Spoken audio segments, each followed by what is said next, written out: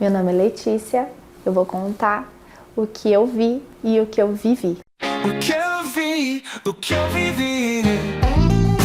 Eu cresci numa família muito unida, graças a Deus. Uma casa onde os meus pais sempre teve um casamento muito sólido. Minha mãe sempre trabalhou fora, então ela não podia ficar comigo.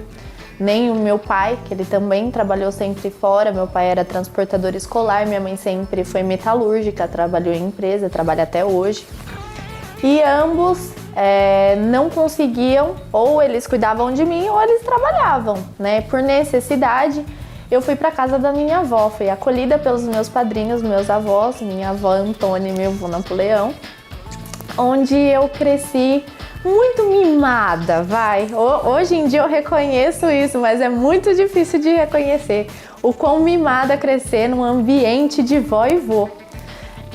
Mas, assim, sempre dentro da nossa realidade. Eu estudei numa escola particular conceituada em Jundiaí, com bolsas de estudo graças à minha família. E lá eu sempre fui uma criança muito extrovertida. Ninguém me parava. É isso. Tudo o que eu sou e trabalho hoje em dia começou lá atrás, quando a professora não conseguia falar porque eu estava falando mais alto ou rindo mais alto e fazendo uma roda em volta de mim. Eles queriam me matar. Eu ficava fora da sala de aula por muitos professores, porque eles se recusavam, acredite se quiser, se recusavam a dar aula comigo dentro da sala de aula, porque eu realmente sempre tive muito jogo de cintura, eu sempre fui muito inteligente, eu pegava as coisas muito fáceis. E por isso que pra mim o ambiente escolar era sufocante, tipo, estar ali, porque eu já tinha entendido, eu não entendia que as crianças precisavam entender. Então toda essa minha comunicação, ela se desenvolveu desde criança. E eu vim crescendo, né, chegou na minha adolescência, onde eu fui muito rebelde, dei um trabalho bastante assim pra minha mãe. Gostava muito de sair, gostava muito de shows, curtir, até porque eu não tinha um norte, né? Eu não sabia o que eu queria fazer, o que eu queria ser. E nessa minha rebeldia da adolescência, eu me voltei muito com os meus pais. Foi quando minha mãe engravidou, teve a minha irmã, eu tinha já 15 anos. E querendo ou não, com 15 anos a gente sente ciúmes. Muitos falam, não sente, imagina, o quê? Eu já reinava há 15 anos, entendeu? E fui trocada. Então eu dei espaço. Hoje em dia, minha irmã, nossa, meu maior orgulho, meu maior amor, Maria Fernanda, beijo, te amo. Eu aprendi a ser mãe com ela, né? Hoje eu falo, eu sou mais mãe que minha própria mãe. Eu ajudo a cuidar, ajudo a ir na escola, reunião, eu faço de tudo por ela, pra ela. E até coisas que eu não tive, sabe? E eu tento o máximo passar isso pra ela. E então nessa fase, eu mais me rebelei ainda, porque eu já não tinha tanta atenção dos meus pais, né, na minha infância. Porque eu ficava com os meus avós. Então, quando minha irmã chega, ela chegou no momento de transição na vida dos meus pais, onde eles puderam dar mais atenção a ela. Então, eu fazia birra, né?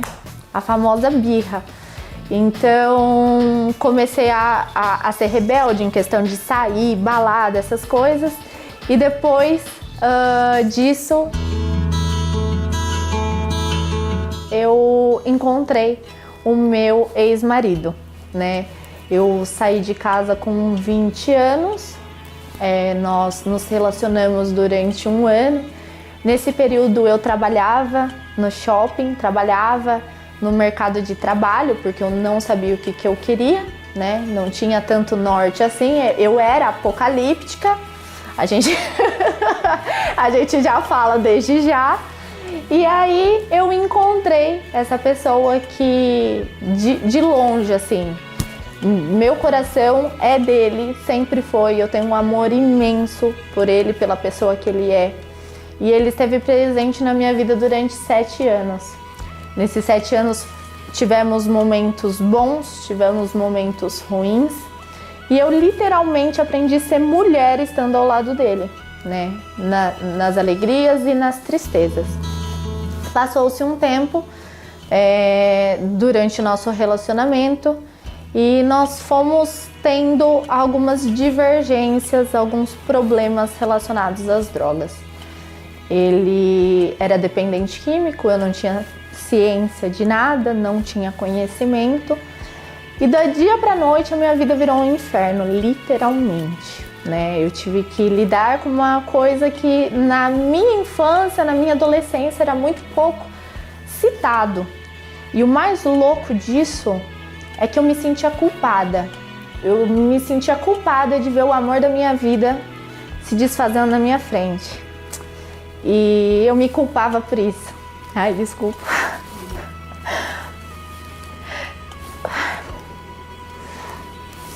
Foi muito duro. Meu Deus. O dependente químico, ele perde amor em tudo, principalmente o amor próprio. E as pessoas em volta, elas tentam ao máximo fazer com que exista esse amor, né? Todo cuidado.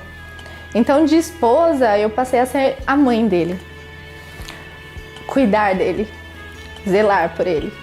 Mas para uma adolescente que não tinha base de nada, minha cabeça explodiu. Contar é muito difícil.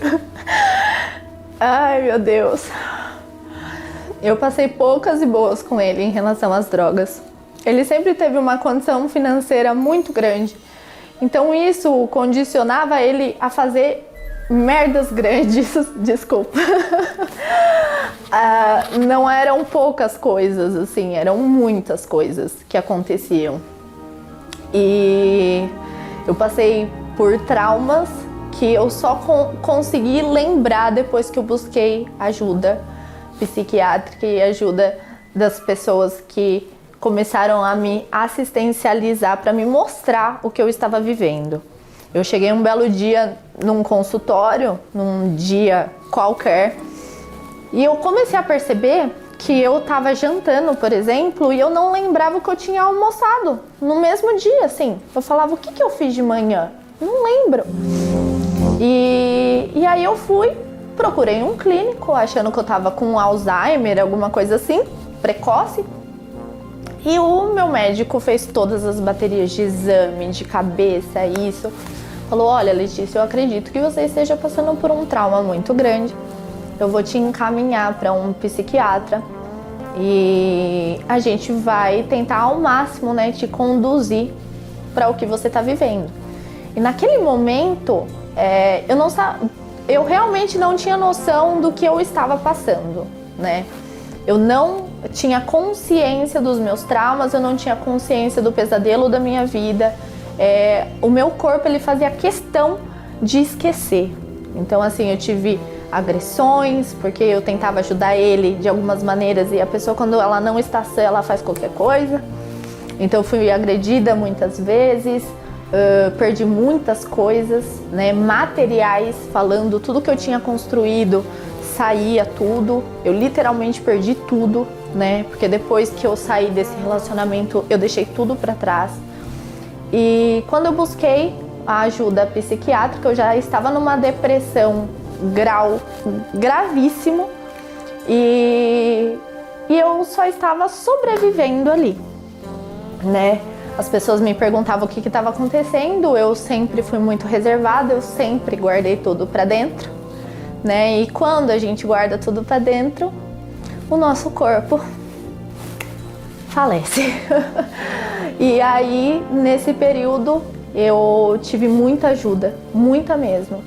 Os profissionais da área da saúde, eles reconheceram toda a situação que eu estava vivendo.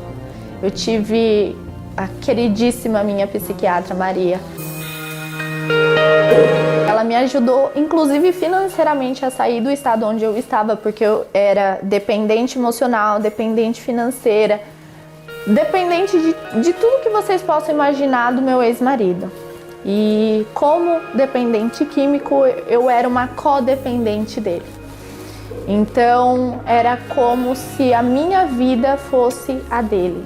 Então eu não me reconhecia mais. Eu não sabia quais eram as minhas preferências, o que eu gostava de comer, o que eu gostava de ouvir. Era tudo para ele e por ele. E passando por essa situação, as pessoas foram me mostrando que existe um problema.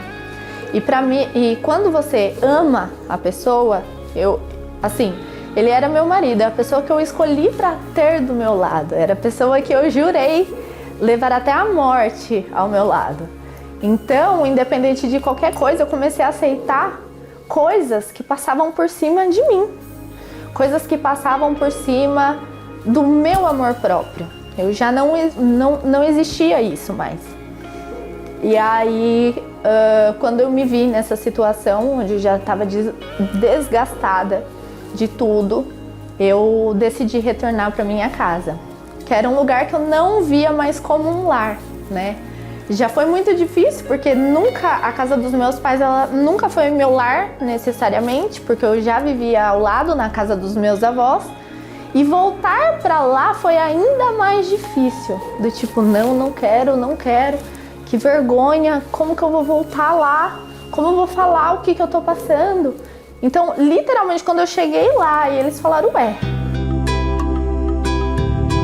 mas assim, acabou? O que está acontecendo? Eles não tinham noção, dimensão do que eu estava vivendo, né?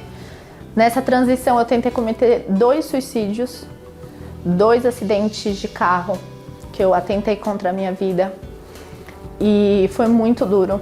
Eu renasci nessas 2 tentativas porque eu tive a presença de Deus. A depressão, ela renova. Ela te dá a vida. Isso é muito doido falar, porque hoje em dia a depressão foi a maior dádiva da minha vida. Eu saber quem eu sou hoje e tudo que eu construí, eu precisei chegar no poço, no buraco, lá no fundo, sem norte, sem saber o que eu queria, sem ter nada, só Deus. Era só Ele que eu tinha. Era só. E eu passei por essa situação. Tinha dias que eu não levantava da cama. Tinha dias que você poderia virar pra mim e falar assim, Letícia, você ganhou na Mega Sena. Ganhou 500 milhões, sai da cama. Eu falava, não quero. Isso não vai trazer minha felicidade. Então eu vivi um luto da minha separação, que foi muito pesado. Eu diria que os 7 anos de trauma não foram tão piores quanto o pós. Né? Os 3 anos que nós estamos separados foi o mais difícil.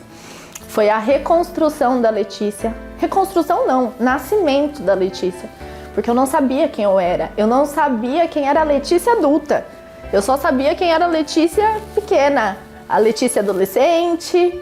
Então, eu tive essa parte da minha vida como página virada. Eu tive a dádiva e o privilégio de escrever a história que hoje eu estou construindo. E quando você tem a decisão, né, que tudo está nas mãos de Deus e que se não fosse por Ele eu não estaria mais aqui,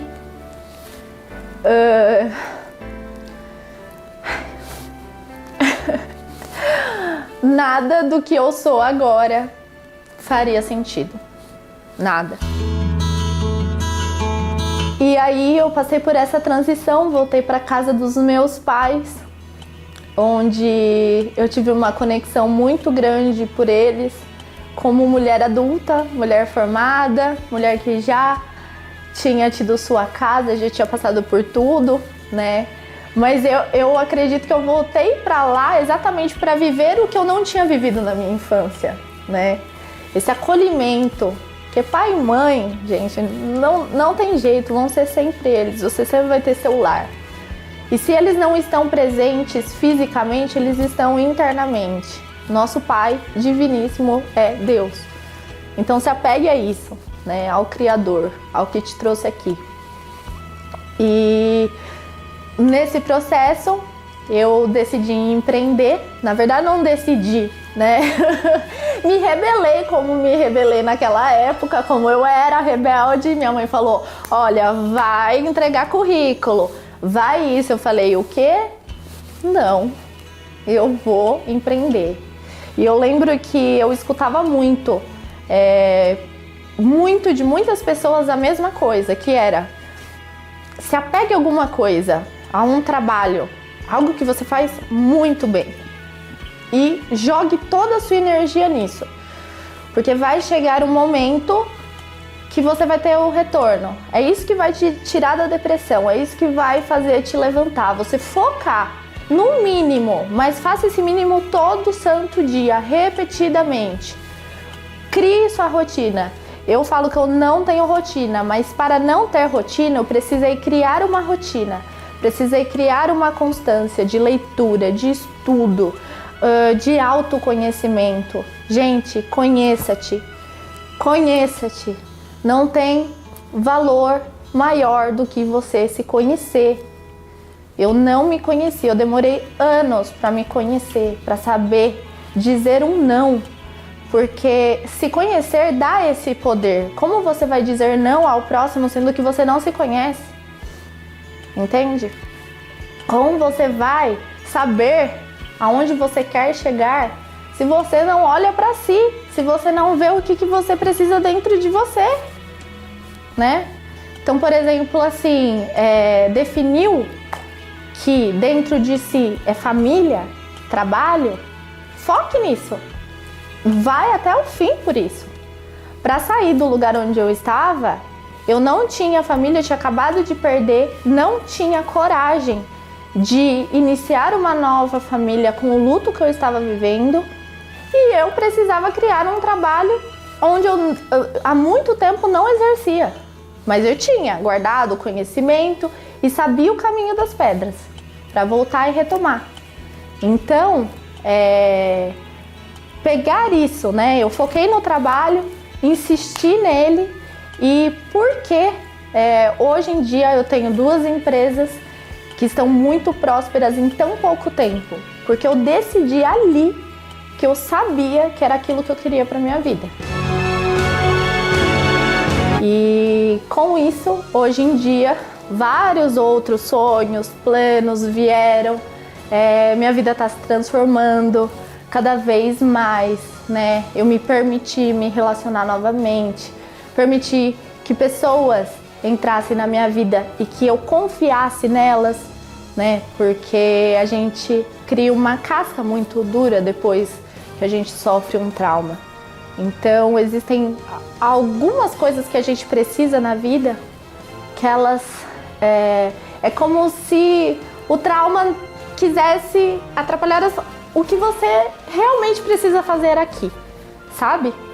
E hoje eu vejo como a minha maior dádiva da minha vida, que foi exatamente todo esse período que eu passei.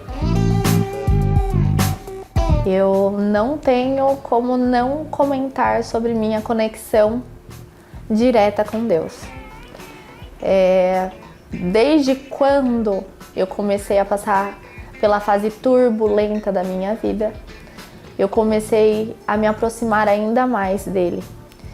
E eu cresci numa igreja católica, mas que nunca foi doutrinada. A gente tinha ensino religioso, que aprendia sobre todas as religiões.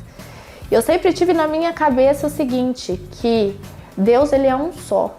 Nós que criamos a religião para nos separar, quando na verdade era para estar todo mundo unido pelo mesmo propósito.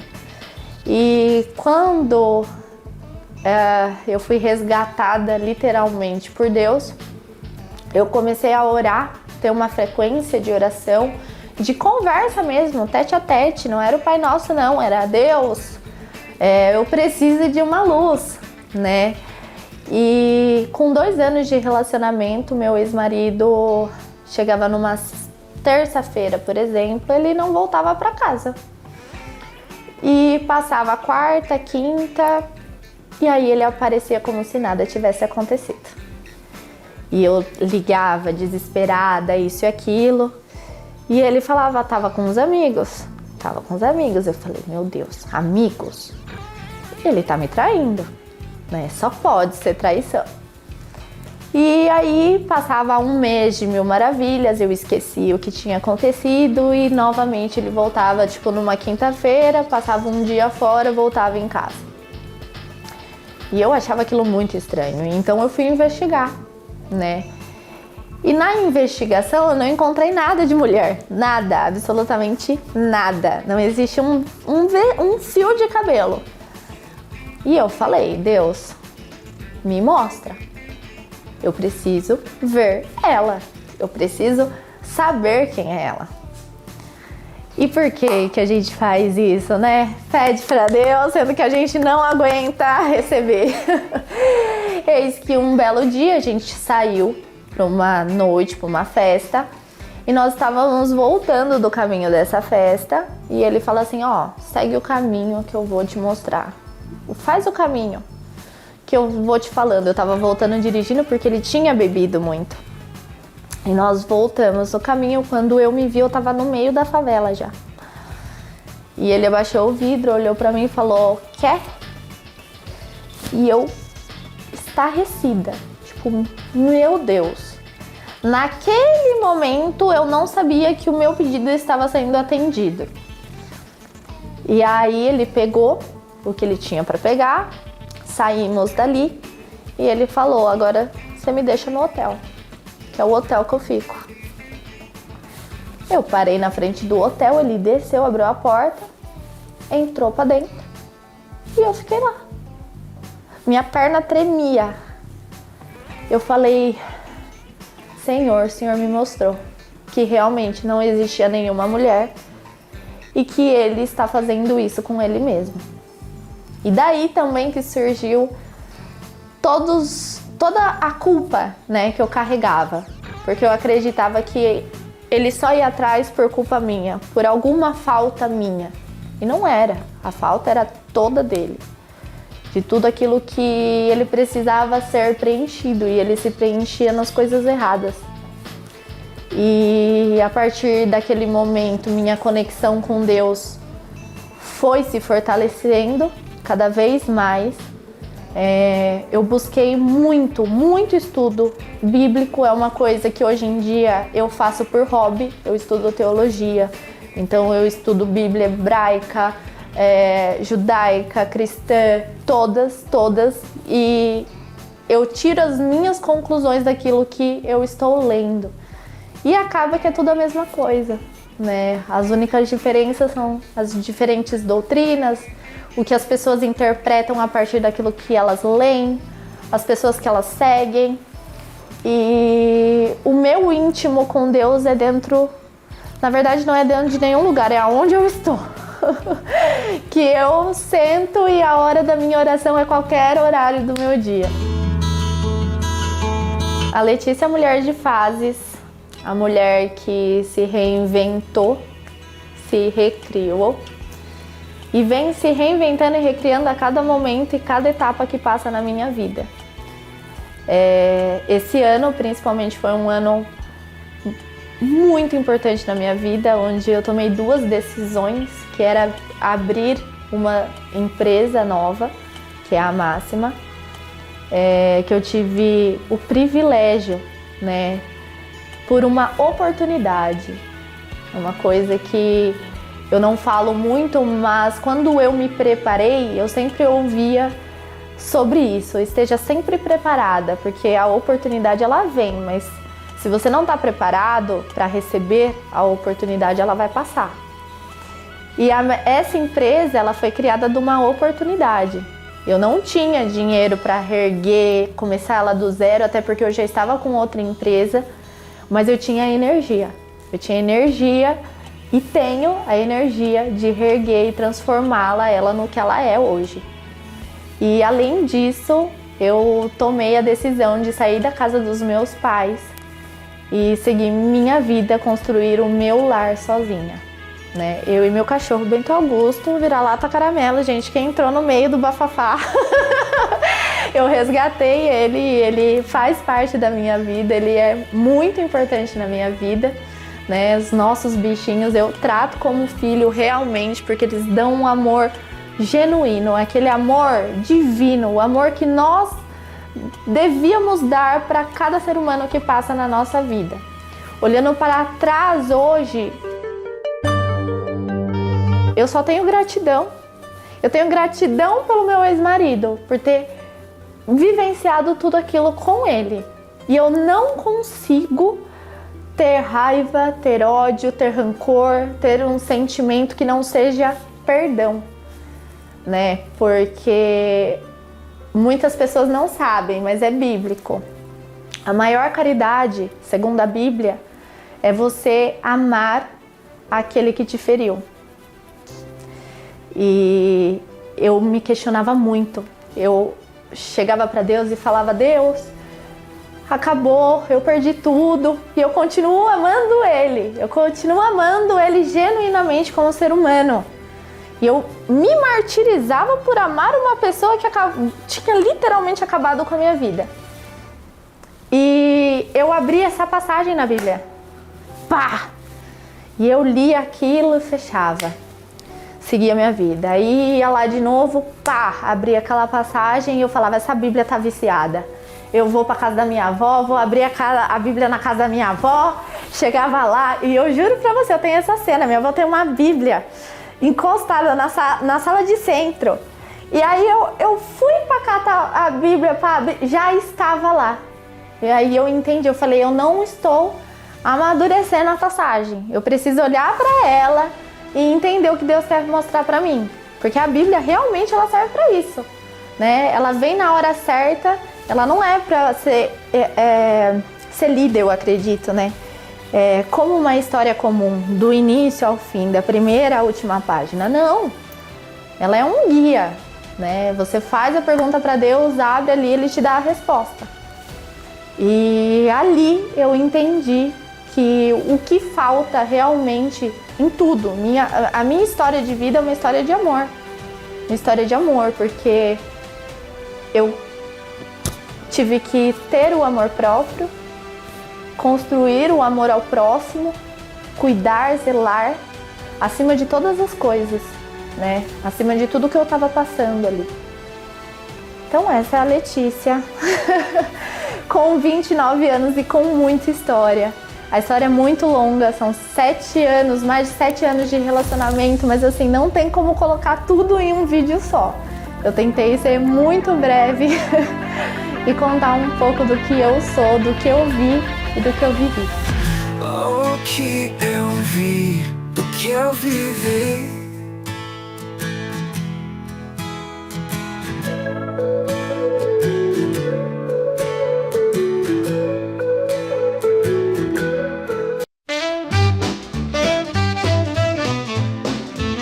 Cê tá na tela, a arte de criar. Cê tá na tela, a arte de criar.